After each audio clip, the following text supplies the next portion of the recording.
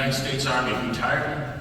I'm a native Bostonian, born in the Lion Hospital, grew up in Mission Hill, moved to Dorchester, went in the Army when Speaker George McCormick appointed me to West Point, served my 28 years and got out in the late 90s, went down to the Pentagon after 9/11 as a contractor, but in 2011, at the tender age of 61, the United States Army recalled me and sent me to Afghanistan for 1 year with the 10th Mountain Division.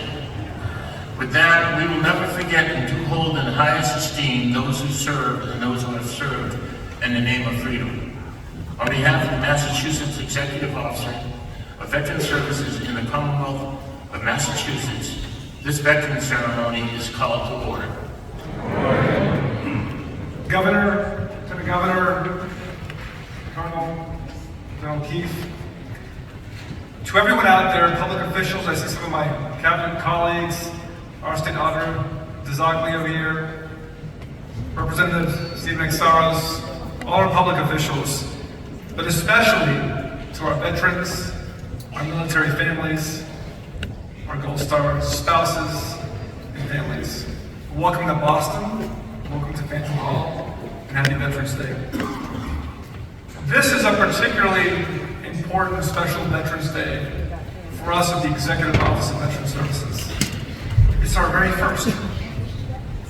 And for me personally, this is my first Veterans Day since coming back from my most recent deployment to service. For those of you who've been deployed, you know the trials and tribulations. Spent a couple of months abroad, serving alongside servicemen and women. And what I love most about the Army and our military is the diversity, the different regions, the different people, the different religions. It's such a learning experience for me as a soldier to be deployed with our brothers and sisters abroad.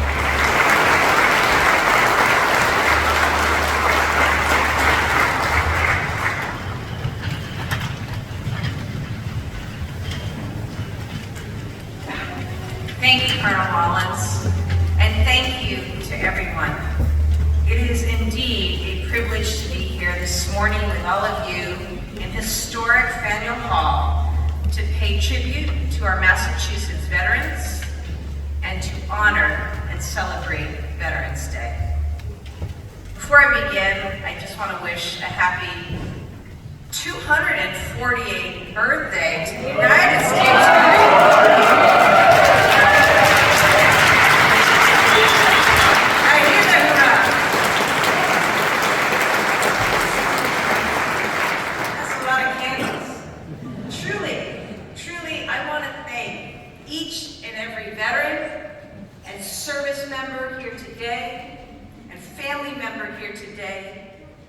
Through you, all 243,000 plus veterans who make Massachusetts their home.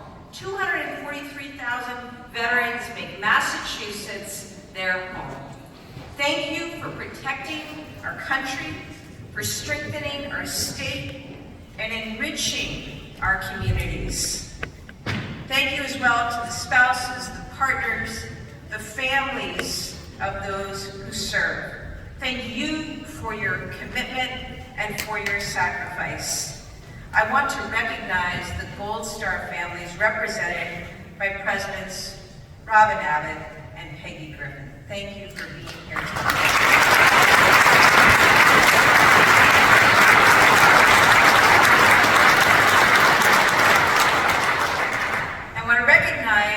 Army spouse Sarah Sweeney of the Military Friends Foundation, who is being honored today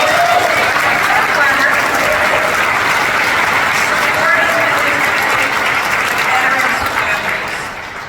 It's great to see you. You spent a lot of time honoring other people, and I think we're all psyched to see you deserving and receiving the recognition today, Sarah. Looking around, I see veterans who not only have served our country, but who have also led communities in powerful ways. President Flynn is here, the Boston City Council, among others.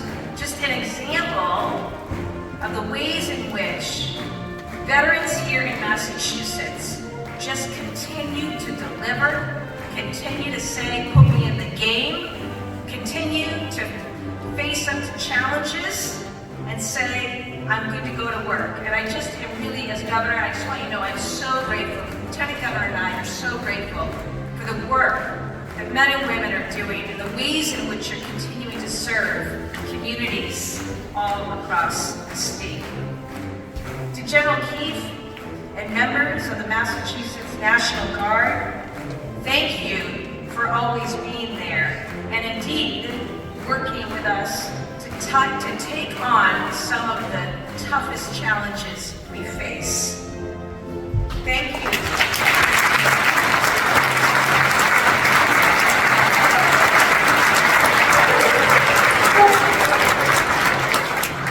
Got a few marks there. The veterans organizations and posts, again, you do so much to build community and preserve the bonds of service and community. And I know as a little kid how present the American Legion was, what the DFW was doing, right? And I remember that, and just know that you have an impact. Your presence is felt deeply by so many, young and old. Thank you for what you do.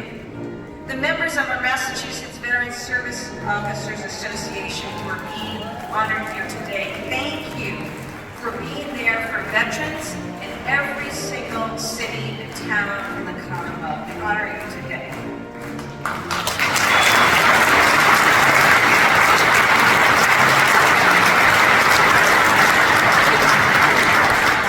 Captain Tim Harridan, thank you so much to you and the members of the ancient and honorable artillery company who steward our military legacy with pride and care. You honor us with your presence here today. Thank you all.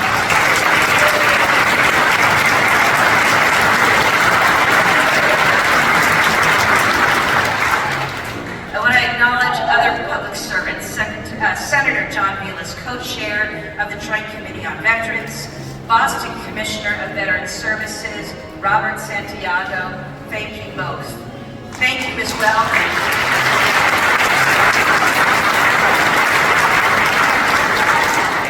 Thank you as well to all the elected and appointed officials here in support of our veterans, including our auditor, Diana Zaglio, our Inspector General, Jim Shapiro, and our many partners in the state legislature.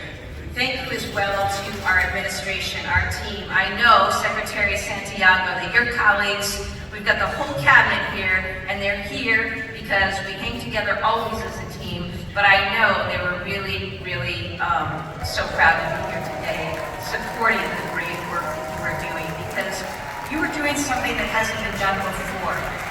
Now Massachusetts finally has a cabinet appointment, the Secretary of Veterans Services, and a cabinet that John has quickly built up to look for new and better ways to deliver for veterans and military families. And I just am so excited, inspired by the work you have done in just a quick 10 months, represented today by the fact that it was your vision to convene here in this historic hall.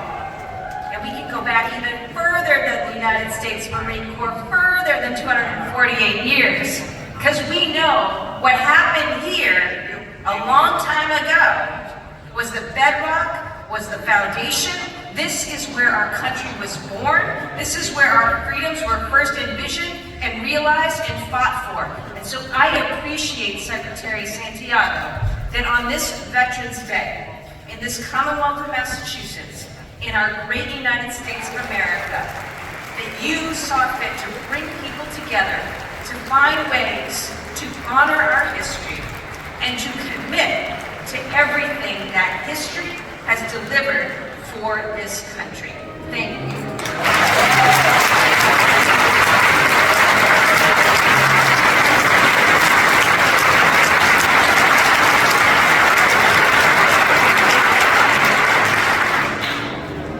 For our state, this is more than a day. It is an opportunity, and it is a 365-day-a-year commitment to honor, to empower veterans at a time when we need their strength more time of uncertainty, but our veterans remind us that we've gotten through trying times before. We look to them for courage, and they lead us forward. We live in a time of division, but our veterans unite us. They're as diverse as America in identity, in age, in birthplace. And for all the differences, uniting in some fundamental core beliefs. And I love that story that Secretary Santiago told about real service members from all over this country, totally different circumstance, with an opportunity to come together, work as a team, and go execute on a mission. That's the template, that's the playbook for this country. That's what we should be doing here within our own bounds. That's why Veterans Day is not just a day of reflection, but a day of renewal, a day that unites us in gratitude and inspires us for the work ahead. That's also why the LG and I, our administration, we've made veterans a priority. One of the first things we did, of course, was to implement Secretary Santiago's appointment. We've empowered him to grow this office, to strengthen our programs, and commit our state to the highest level of excellence for our veterans. From job training to career support, to housing and health care, to helping secure federal benefits, and yes, to renovating and renewing the Holyoke and Chelsea Soldiers Home. And I invite all of you to go visit those places. Big differences delivered in those places. All of this work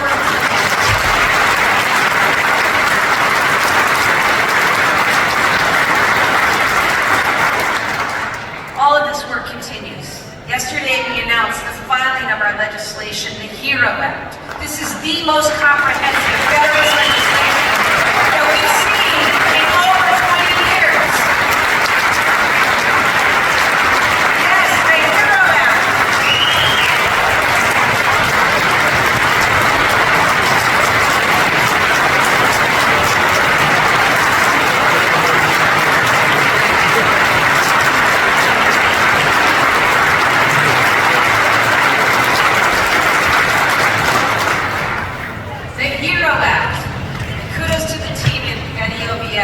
The HERO Act, honoring, empowering, recognizing our service members.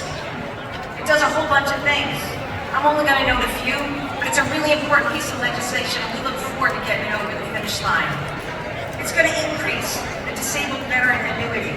It's going to expand access and payment for mental and behavioral health services. It's going to give cities and towns the chance to double veteran property tax exemption and tie it to inflation.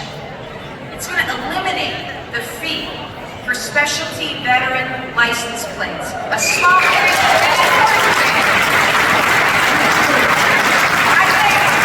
think we paid enough, right? It's also going to expand the Veterans Equality Review Board, making sure that people are getting access to all the benefits that they need. And it does so much more. And I just want to thank everybody. As Secretary Santiago said, this legislation, 17 new policy initiatives, important funding, all about modernizing, expanding benefits. This is about meeting where our veterans and service members are. And I ask you to join with us in making sure we get this done soon through the legislature. We're going to continue to be guided by veteran voices in all that we do, including on our advisory councils, which we swore in this week, Veteran Services, and also our advisory council on women veterans. We reestablished these councils this year, and they are ready to get to work. I am so proud that Massachusetts is home to so many firsts. We talk about it, right? Public school, public library, public park.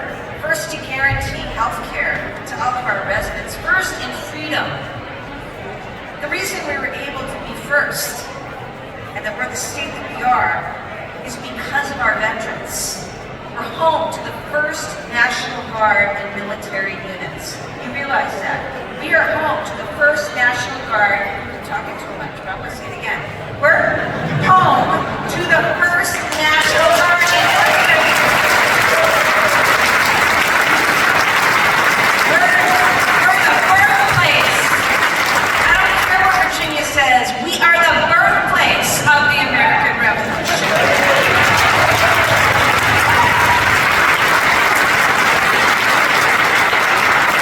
We're a state where the Massachusetts 54th muster to change the course of the Civil War and therefore American history. Massachusetts.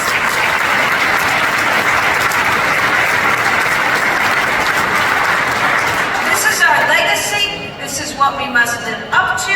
This is what we must build on.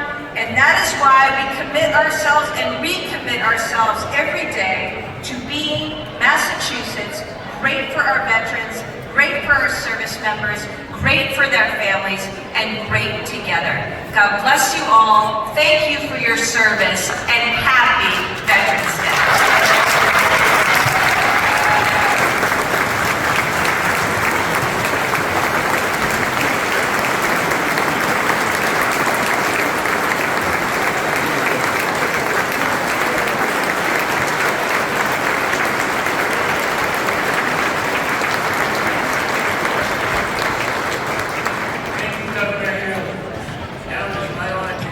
Around our communities, the lessons veterans teach us are everywhere.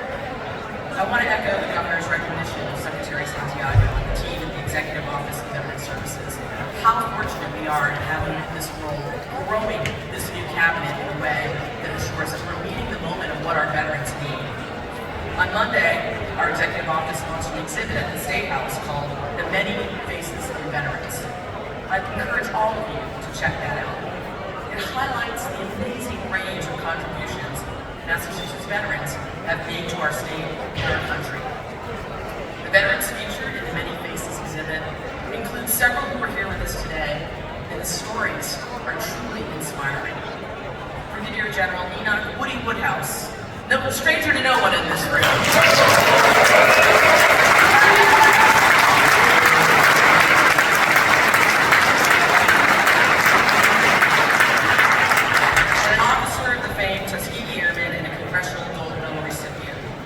We've got Petty Officer in the Navy Ed Flynn, deployed twice to the Persian Gulf. He later brought his dedication to a range of public service roles, culminating in being elected by his colleagues as the president of the Boston City Council.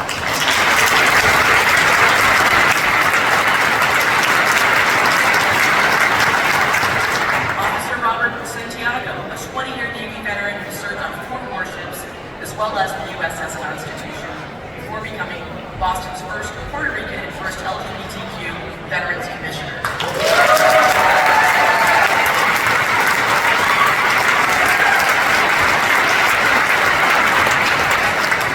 Major General William Chen was the first Chinese American to achieve this rank in the U.S. Army. He was also an innovator who led the adoption of the famed Patriot missile interceptor system during Operation Desert Shield and Desert Storm.